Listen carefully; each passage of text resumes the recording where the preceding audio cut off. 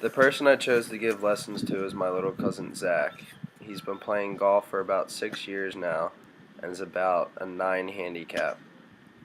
The problem Zack has been having with his swing is alignment. He's been struggling trying to hit a draw, so I told him to use an alignment club for the front of his feet and then another club going perpendicular in order to square up his shoulders and his body together. In addition to the alignment sticks, I'm using a ball basket out in front of him to promote the inside to out swing that he wants to hit a draw. Zach has been playing many sports, including basketball, football, and baseball, and I tried to relate the baseball swing to the golf swing. If you're trying to go to opposite field, you want to swing from in to out instead of across your body. So as the lesson progressed, we began to take away one alignment stick after another and then eventually taking the basket away until he had nothing. That is when Zach tried to put together the final pieces and to start swinging from inside to out while aligning his body in the proper way.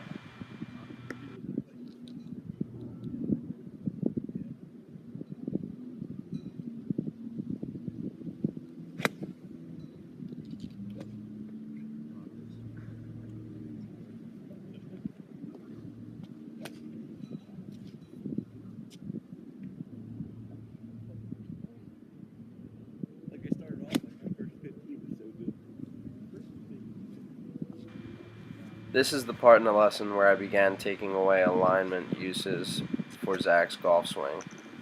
I first started with the one in between his feet because it began to bother him, and then I realigned his alignment stick for his shoulders in order to get him going at his target.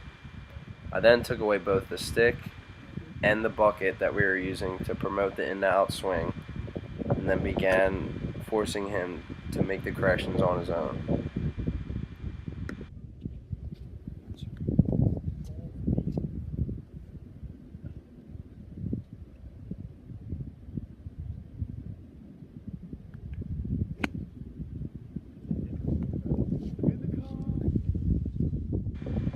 For the second lesson, I wanted to teach Zach the flop shot. He said he's encountered a situation in many different rounds where he needs to get over a sand trap or water to hit it to a tight pin.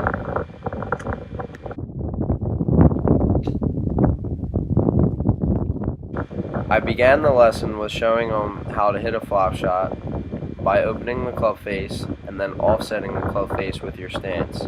I then told him how the bounce of the club is what makes you able to hit it up in the air so high.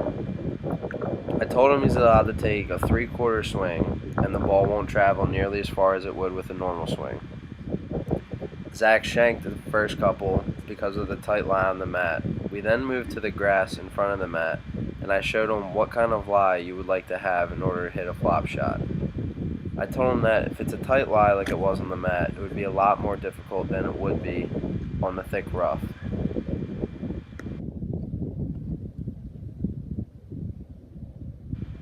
Once we moved Zach to the rough in front of the mats, he began to understand the concept more and the type of lies that are needed to hit a flop shot. The success grew, and Zach learned a lot from these lessons.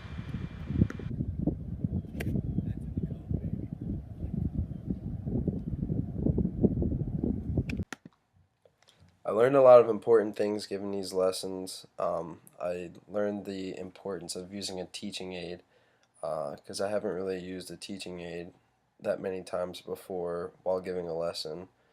Um, I usually go off what the ball does and what the person's doing, and I kind of just try and make them do it by feel and not by actually using something to help them promote that type of swing. Um, One thing I could learn to work on is, I guess, making a better relationship with the person I'm giving a lesson to. It was a lot easier for this because he was my cousin, and I've obviously known him his whole life, and I know how to talk to him, like what gets through to him and what doesn't. Um, so that made it a little bit easier for me, and I can't always expect that.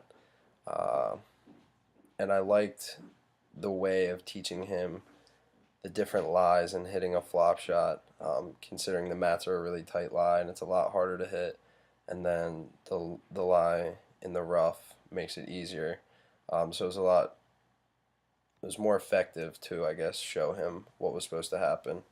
Um, but yeah, thanks for watching.